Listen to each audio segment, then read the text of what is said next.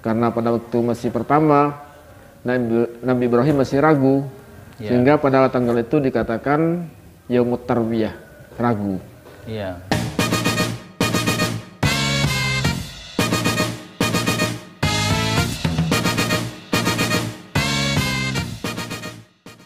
Allahu Akbar, Allahu Akbar, Allahu Akbar. La ilaha illallah, wallahu akbar. Allahu akbar walillahil hamd. Allahu akbar, Allahu akbar, Allahu akbar. La ilaha illallah, wallahu akbar. Allahu akbar walillahil hamd. Assalamualaikum warahmatullahi ta'ala wabarakatuh. Waalaikumsalam warahmatullahi wabarakatuh. Sahabat Bawaslu, bertemu kembali dengan saya Cak Korib dalam podcast Bawaslu Kabupaten Probolinggo. Kali ini edisi istimewa di hari Raya Idul Adha ini kita sempatkan untuk berbincang-bincang tentang hikmah Hari Raya Idul Adha 1442 Hijriah. Di sini kami hadir bersama Ustadz Masudi Adam, seorang guru ngaji dan juga pengurus NU, dan kami akan membahas banyak hal terkait dengan hikmah Hari Raya Idul Adha ini dan bagaimana hubungannya dengan pengawasan pemilu. Sahabat Bawaslu, ayo kita sapa beliau. Assalamualaikum warahmatullahi ta'ala wabarakatuh. Waalaikumsalam warahmatullahi wabarakatuh. Ustadz Masudi Adam. Ya. Alhamdulillah, apa kabar? Alhamdulillah, baik-baik. Alhamdulillah sehat. Dan Ustadz, saat ini kami ingin ngajak Ustadz bincang-bincang tentang Hari Raya Idul Adha. Berbicara tentang Hari Raya Idul Adha sekarang ini di masa pandemi luar biasa, Ustaz, kan ya, kita harus menerapkan prokes, protokol kesehatan. Ya, salah satu contohnya kita saat ini tetap menggunakan masker dan ikhtiar dengan segala hal, terutama doa, yaitu menggunakan doa itu luar biasa. Dan langsung saja Ustadz, saya ingin tanya, kenapa sih Hari Raya Idul Adha itu harus dilaksanakan oleh umat Islam di seluruh dunia, dan apa sebenarnya kisahnya itu, sejarahnya itu seperti apa, Ustaz?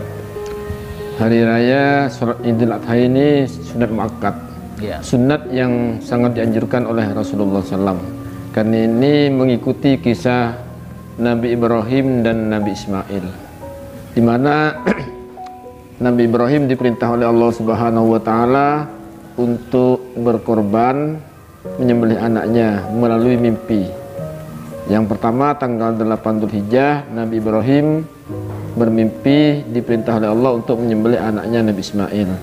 Karena pada waktu masih pertama Nabi Ibrahim masih ragu, sehingga pada tanggal itu dikatakan Yaumut Tarwiyah, ragu.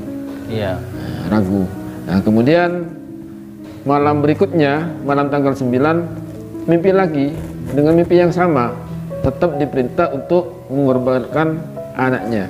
Nah, karena sampai 2 kali, Nabi Ibrahim yakin, mengerti bahwa itu betul-betul perintah Allah Subhanahu wa Ta'ala. Itu sehingga pada waktu itu dikatakan Arafah, Yaumi Arafah, sudah mengerti, sudah mengerti, gitu, Yaumi Arafah sudah mengerti, ya Ustaz. Terus kemudian gimana setelah itu, Ustaz? Nah, setelah itu setelah itu kemudian betul-betul dilaksanakan, karena sudah betul-betul perintah Allah oleh Nabi Ibrahim. Tanggal 10-nya ya? Tanggal 10 Dzulhijjah langsung datang kepada Nabi Ismail menawarkan bahwa bapak nak, abah nak, mimpi diperintah oleh Allah untuk menyembelih sambian, menyembelih kamu. Maka dari itu, bagaimana menurut pendapat sambian tentang ini? Maka Nabi Ismail mengatakan, kalau itu memang sudah perintah Allah, bah, silahkan laksanakan. insya Allah saya termasuk orang-orang yang sabar. Luar biasa. Sebagaimana tertera dalam Al-Quran ceritanya seperti itu. Itulah tunduknya Nabi Ismail terhadap ayahnya, walaupun itu sangat sakit sekali itu nyawa, tapi betul-betul tunduk kepada ayahnya. Ya, luar biasa. Dan kemudian setelah dilaksanakan perintah itu, bagaimana atau apa yang terjadi, Ustaz? Ya, dilaksanakan betul oleh Nabi Ibrahim. Ternyata pisaunya tidak mempan, padahal pisaunya itu sudah betul-betul tajam sekali. Iya. Ya. Terus betul-betul dilaksanakan oleh Nabi Ibrahim. Kemudian datang malaikat Jibril membawa kambing dari surga sebagai ganti Nabi Ismail. Sehingga yang disembelih bukan Nabi Ismail tapi kambing yang datang itu. Kambing ya ternyata. Nabi Ismail selamat dan tetap selamat hidup, tetap ya. Itulah Nabi Ibrahim betul-betul mencintai, betul-betul mentaati terhadap perintah Allah Subhanahu wa taala, walaupun berat dilaksanakan, tapi hikmahnya itu diganti dengan hikmahnya itu dan Allah tidak akan menjerumuskan hal-hal yang itu ya tidak mungkin ya. Artinya Allah mengganti Nabi Ismail dengan seekor kambing, dan ternyata yang disembelih adalah bukan Nabi Ismail tapi seekor kambing itu, ya.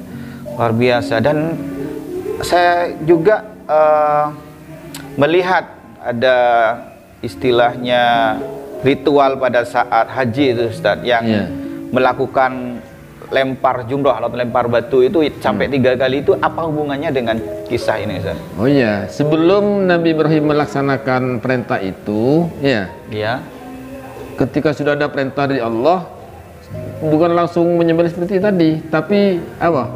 Setan datang untuk menggagalkan. Datang kepada Nabi Ibrahim, pertama dirayu begini-begini, tidak mempan, dilempar oleh Nabi Ibrahim. Iya, yang pertama guys. Kemudian datang kepada ibunya Siti Hajar, juga dilempar lagi ya. Dilempar lagi. Kemudian datang kepada Nabi Ismail, dilempar lagi, sehingga dikatakan jumrah, 3 jumrah itu. Iya. Itu juga masuk ritual haji. Ritual haji. Dan kemudian Ustaz, ternyata tadi istilah dari proses ini ada istilah namanya berkurban. Iya. Apa hubungannya itu dengan Idul Adha ini? Kemudian yang juga apa ayatnya di dalam Al-Quran itu, sehingga orang kemudian berbondong-bondong kalau pas hari raya Idul Adha ini, pasangan sampai 3 hari itu melakukan kurban. Iya. Dan berkurban kan itu sudah terjadi kepada kambing, sehingga itu sangat disunnahkan karena pahalanya sangat besar sekali. Maka dihitung dengan bulunya kambing itu dan mengikuti ayat Al-Quran yang pendek itu, inna a'toyna kal kausar fasholli li rabbika wanhar inna sani'aka wal abtar. Sungguhnya kami memerintah kepada kamu, memberikan kepada kamu nikmat yang banyak, nikmat yang luar kenabian. Nah, kemudian diperintah untuk sholat dan menyembelih kurban. Itu dasar dalilnya tentang kesunahan berkorban itu, sehingga sampai sekarang orang-orang berbondong-bondong karena sangat besar sekali pahalanya, dan itu termasuk tunduk kepada Allah Subhanahu wa taala. Luar biasa. Jadi di dalam ayat itu bahwa kita melalui Nabi Muhammad kan diberi nikmat yang luar biasa banyaknya, kemudian diperintahkan untuk sholat, ya kan, dan kemudian berkorban gitu ya. Dan kemudian umat muslim di dunia melakukan itu, terutama kurban di masa hari raya Idul Adha. Dan berapa hari masa untuk berkorban di Idul Adha ini, Ustaz, untuk berkorban yang dibolehkan? 4 hari. Mulai tanggal 10 bulan Dzulhijjah, 11, 12, 13. Sehingga ketiga hari itu dikatakan hari tasyrik, tidak boleh berpuasa. Jadi 3 hari itu tidak boleh berpuasa. 4 hari sama hari raya 4 hari dengan hari rayanya ya. Iya, hari tasyrik namanya itu. Itu tidak boleh berpuasa karena masuk tasyrik. Ustaz, ini luar biasa, sangat kompleks sekali sepertinya hikmah-hikmah yang kita dapat ini. Nanti kira-kira apa hikmah-hikmah yang bisa kita ambil dari peristiwa sejarah Nabi Ibrahim dan Nabi Ismail yang kemudian diaplikasikan melalui ritual haji, dan juga bahkan ini pada hari raya Idul Kurban atau Idul Adha ini, Ustaz, hikmahnya apa saja, Ustaz? Yang pertama sosial, biar kita diajari oleh Allah melalui Nabi Ibrahim, kita bisa berbagi kepada sesama, terutama kepada fuqara masakin.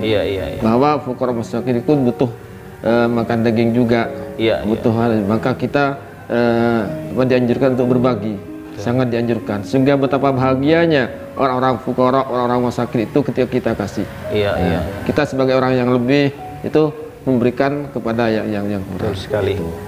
Dan di situ hikmahnya lagi kan Nabi Ibrahim memerintah kepada anaknya minta langsung musyawarah dulu, tidak diktator. Tidak langsung kamu harus begini, kau harus gitu, enggak. Ditawarkan dulu, itulah luar biasanya seorang ayah kepada seorang anak. Hebatnya itu.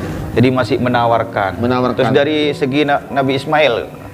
Nabi Ismail ya patuh terhadap apa yang diperintahkan Allah. Kalau itu betul-betul memang perintah Allah, laksanakan ayah.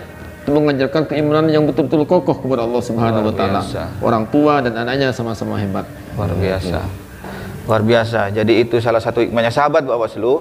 Hikmah dari Hari Raya Idul Adha ini adalah kedermawanan.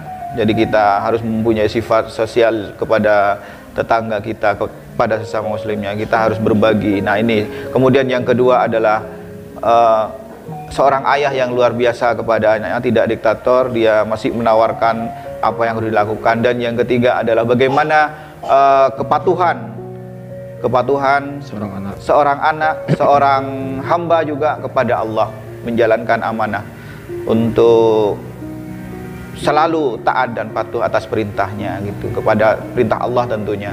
Dan juga kemudian banyak lagi yang lainnya sahabat Bawaslu. Kalau saya hubungkan dengan pemilihan umum atau pengawasan pemilihan umum adalah pertama sebagai penyelenggara harus benar-benar taat dan patuh terhadap aturan, peserta juga begitu harus taat dan patuh kepada aturan. Kemudian juga penyelenggara juga dan pengawas tentunya yang punya integritas, kejujuran, keikhlasan. Dan yang terpenting adalah bagaimana kita mematuhi aturan perundang-undangan sebagaimana Nabi Ibrahim, Nabi Ismail mematuhi perintah Allah apapun itu resikonya. Tetapi alhamdulillah Allah Maha Cinta, Allah Maha Sayang. Nabi Ibrahim yang diperintahkan untuk menjelih Nabi Ismail, tetapi oleh Allah diganti dengan seekor kambing. Luar biasa. Terima kasih, luar biasa Ustadz. Ini banyak sekali hikmah yang kita bisa tahu. Terutama tadi ada yang satu yang terlupakan Ustadz, tentang sholat Ustadz ya. Oh iya. Tadi di dalam ayat tadi disebut disuruh sholat ya Ustadz ya. Tentang sholat itu bagaimana Ustadz? Apa yang harus kita talani sholat itu? Tentang sholat itu kan kita perintah yang sangat serius itu, bahkan besok di hari kiamat pertama kali. Dan kita sebagai orang tua harus betul-betul mendidik kepada anak sejak umur dini 7 tahun. Kalau anda mengerjakan tetap diperintah sampai 10 tahun, dipukul. Saking pentingnya sholat. Sebab kalau sudah sholat itu sukses, insya Allah yang lain sudah sukses semuanya. Luar biasa. Sholat adalah merupakan kunci dari segala hal dalam hidup, karena sholat itu memang pertemuan antara hamba dengan Tuhannya ya langsung ya Ustaz ya. Luar biasa. Jadi 5 waktu minimal itu yang wajib kita lakukan. Minimal 5 kali sehari kita bertemu dengan Allah.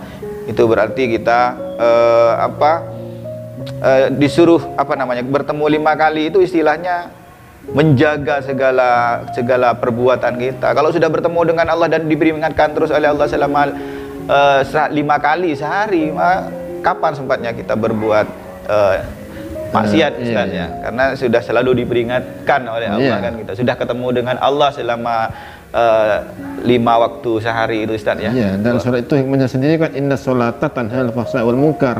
Dengan sholat kita bisa mencegah dari perbuatan keji dan munkar. Luar biasa. Hebat, luar biasa sholat itu. Inna sholata tanha anil fahsya wal munkar. Bisa mencegah dari perbuatan keji dan munkar. Termasuk juga dalam pemilu kita dilarang untuk melakukan perbuatan-perbuatan yang melanggar undang-undang. Maka kalau ingat tentang salat ini, maka kita tidak akan melakukan pelanggaran-pelanggaran hidup di dunia, terutama juga pelanggaran yang dilarang oleh undang-undang. Sahabat Bawaslu, luar biasa, banyak hikmah. Terima kasih Ustadz atas perbincangan kita. Sahabat Bawaslu, jangan lupa tonton, like, dan subscribe video kami.